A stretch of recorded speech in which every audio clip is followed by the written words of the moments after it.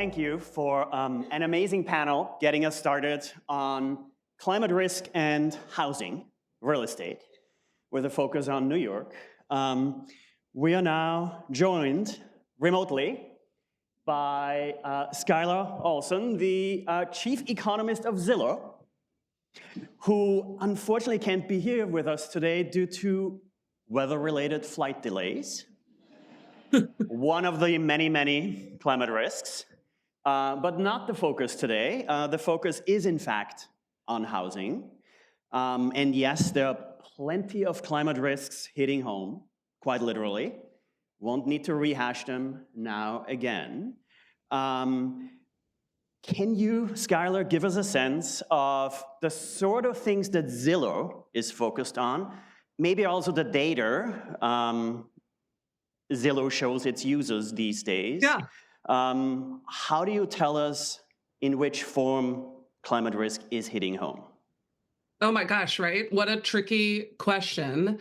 Yeah, let me kind of even set the scene to illustrate how we think about this from a consumer's perspective, right? So you just talked about all these climate risks, over the past, I'd say 3 years, what we've seen in the insurance industry, right? Huge, disasters that are very expensive, drawing down the pools of premiums. More insurance companies, particularly in Florida and elsewhere, go insolvent or have to raise those premiums.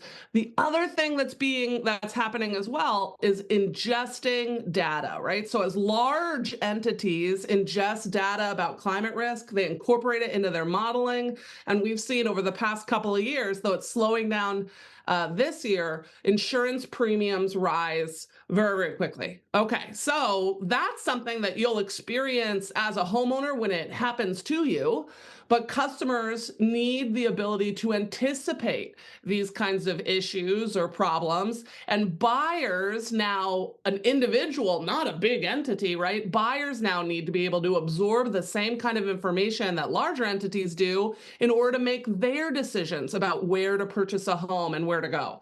Okay, so Zillow's a big brand. About 80% of shoppers at some time touch our site and investigate. I know a lot of us like to spend maybe adult pretend time on Zillow, but really it's a place where you can get so much information about homes. We recently partnered with First Street in order to provide 5 risk scores. Now, you asked, how do you talk about or illustrate that risk to a customer?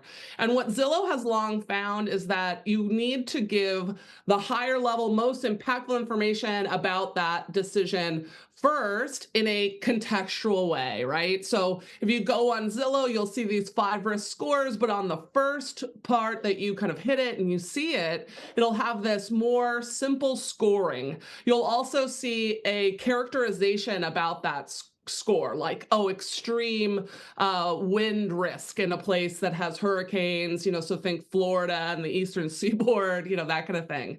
Then the user has the opportunity to click in and further in order to understand and go deeper on their part. Because climate risks and insurance are just one facet of what a customer is going to consider on the whole course in their journey of their experience. And they'll need to kind of, I think, consider different levels of risk at different stages, right? First stage, do I move to this entire metro? Second stage, now where within that place might have lower flood risk, because not all these risks hit localities in the same kind of way.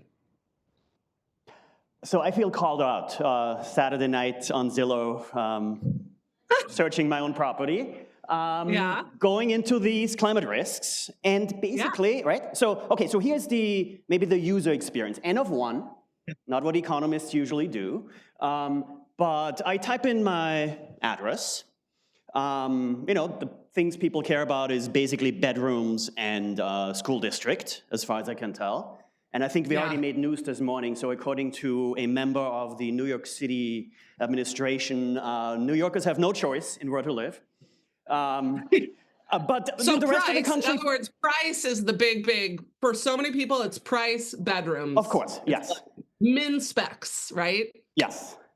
and the triple mint appliances and so on. And I guess, so here's my very pointed question. Do you see in your data, so you clearly see that I'm on Zillow on Saturday night, but do you see that I am looking for the risk score, that I spend X many minutes on the, the walk score or the bicycling, the cycle score and so on, before I then make my choice and sign up for the open house?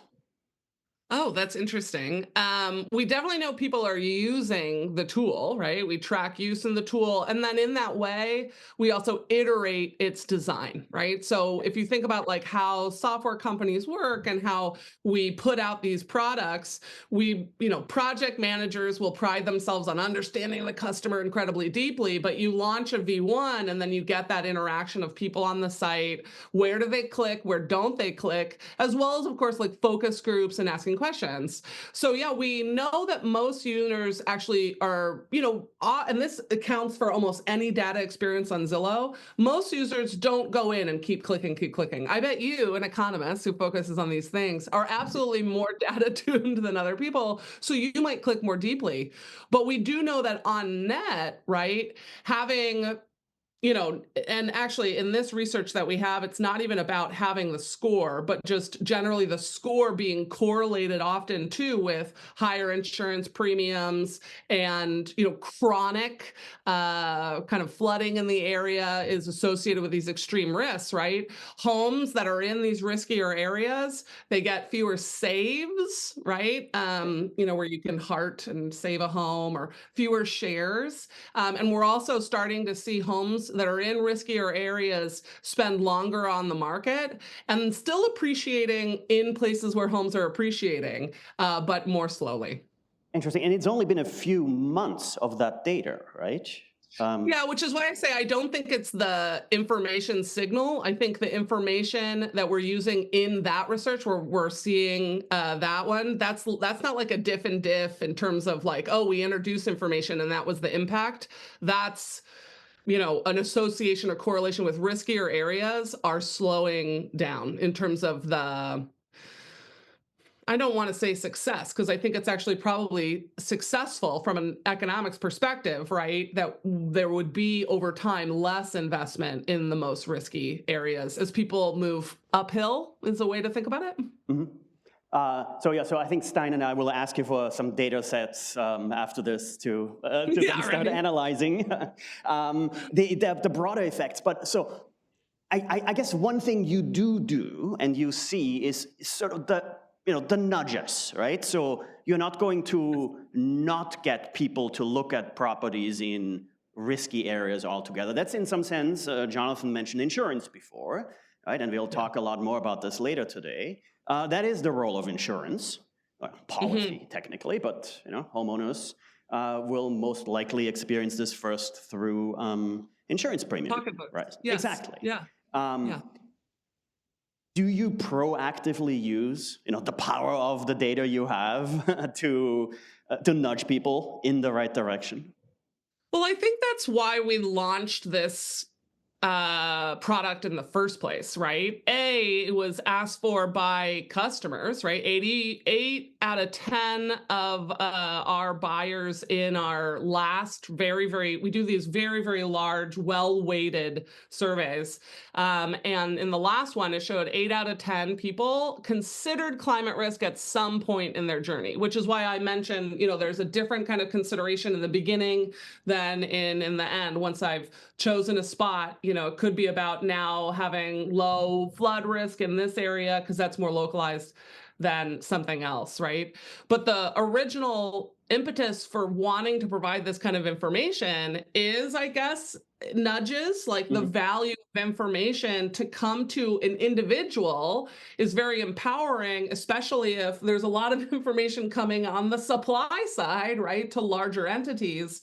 So to the extent that Zillow is about democratizing the experience of housing and empowering people who are making the decisions themselves, this is absolutely the inspiration for this kind of experience to get people to think about this as they're searching, and when you're in the experience, to really elevate the parts that are impactful to your decision. So what would be the potential insurance in this area, and what are the things that you can do or we should be doing systematically over time in order to mitigate damage or cost, right?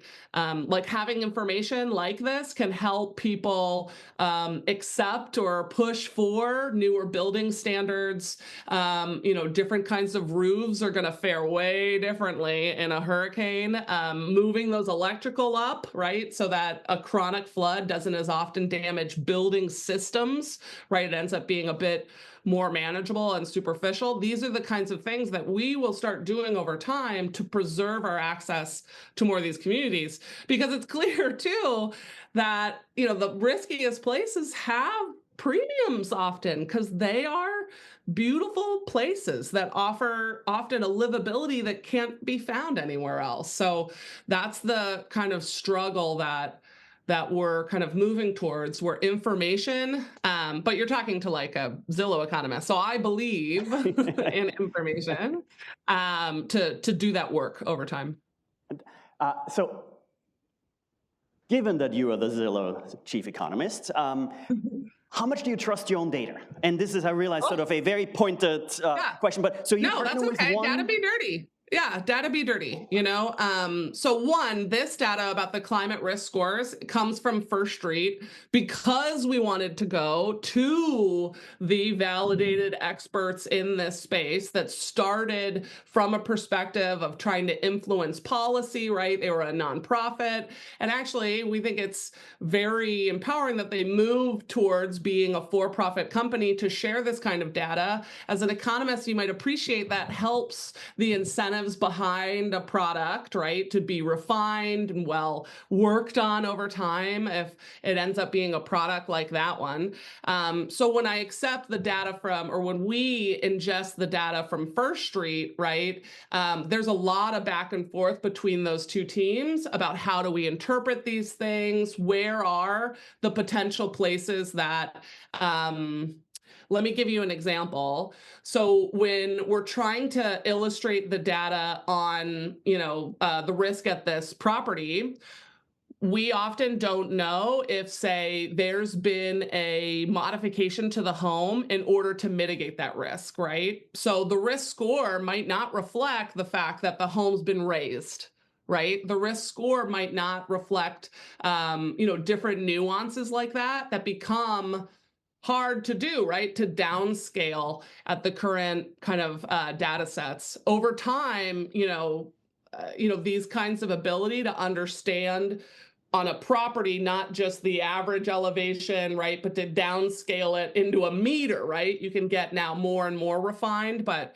over time, you kind of, you just have to kind of accept where there are errors. And that's the part that I work on, right? Why you have people like me who are up to explain what data is. Like, I can't tell you how many times I've said, it's not the price, it's not the appraisal, it's the Zestimate. You know what I mean? So every Zestimate has errors. Every Zestimate is wrong, right? But it is an unbiased estimator. Half are too high and half are too low, we promise, right? So it ends up being this kind of starting space ballpark.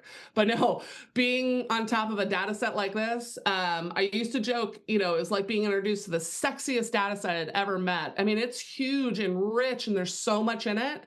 But, through a marriage, you start to understand, right, that the process of creating data and moving it from place to place, there's data be dirty. And so as scientists, we have to figure out how to navigate that. Okay, so I won't question the Zestimate. You can, I'm ready. But you mentioned First Street, right? So you mentioned the First Street move from being an NGO to a for-profit. And okay, I can't question that either. This is what's our logo? We are at the center of capital, center of business. Sorry, not. Yeah, come on. Might as well be the center of capitalism here. So not going to question the profit motive here. Yeah. But there is a tension here, right, between proprietary risk assessments and maybe, two-part question, and this is my final question before coffee break for the rest of us here. There clearly is a tension between proprietary risk assessment and publicly available, open, transparent data on the one hand, right? And the second part is, okay, there are now a dozen or so for-profit risk consultancies out there that, to put it mildly, don't always fully agree. How do Yeah. you deal with those two tensions? Hmm. Yeah. Part of it, it's interesting. I don't know whether or not to answer the question, like, how would we choose a vendor, right? Or how would you, is that kind of the question? Because, Kind of. okay, So, so okay, let so me, where this is yeah, coming from, full disclosure, I sit yeah. on the board of a tiny NGO, carbonplan.org, which is sort of the thorn in Okay. the eye of, Yeah. the first streets of the world by saying, Yeah. oh, we asked you for your data, we compared it to the other half a Yes. dozen risk consultancies that gave us the data, and it turns out Yeah. there is like a 30% overlap. Yeah. Yeah. And Because everything everyone, else is, right, yeah. wild. On average, it might be, almost as good as this estimate, but, right, Yeah. you type in Right. your Right. Right. address and it tells you you're going to be Different in a things. wildfire Yeah. and flooded, even Yeah. though Yeah. I'm, 10 meters above sea level and no trees Yeah. around. Right. Yeah. Yeah. Yeah. Yeah. Watch out for the grass, though. It's not always the trees. Touche. So yeah.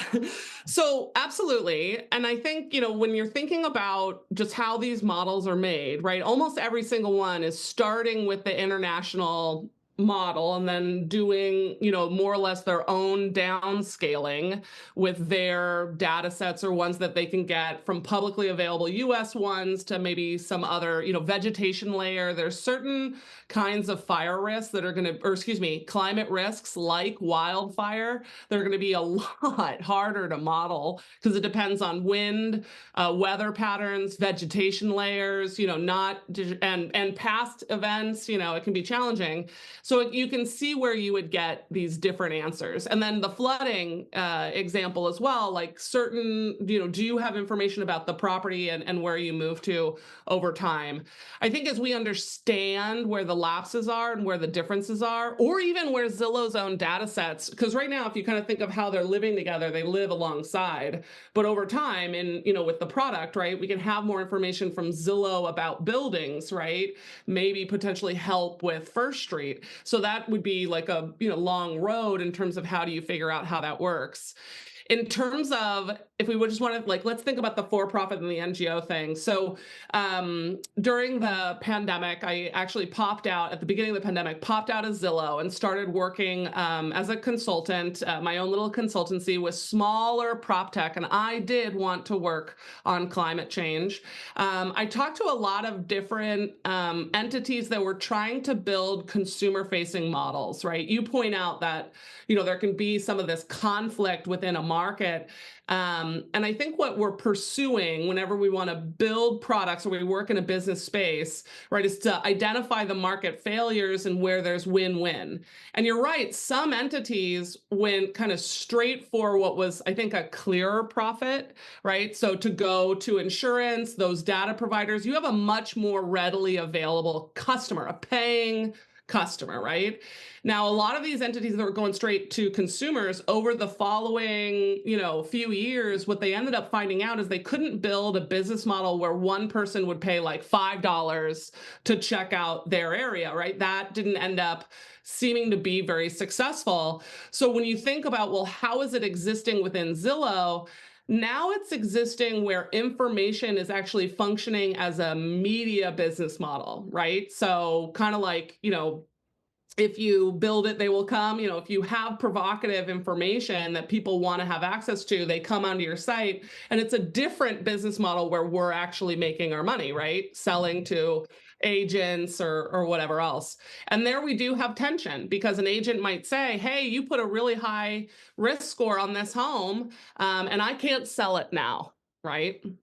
That's a challenge, and that's a back and forth conversation as well with the industry about like how important it is that a buyer or a seller have this information and start having the conversation earlier so that they can put forward the error, I guess, like what do they know, right? Mm-hmm. By being boots on the ground, by being the real estate agent, the owner in the home, that it then informs upon that. And it's a challenge, but it's worth doing.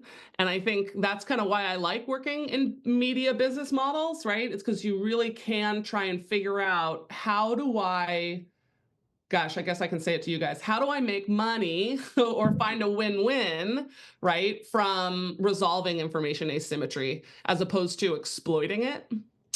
So that's at least, and maybe it's about leadership at the end of the day, how you make that decision. Because you're right, it can be conflicting. Well put, and you gave us a lot to chew on. Thank you very much. But before we thank Skylar, coffee break upstairs, back at 11 sharp. All right, good luck, guys. Enjoy the rest of your conversations.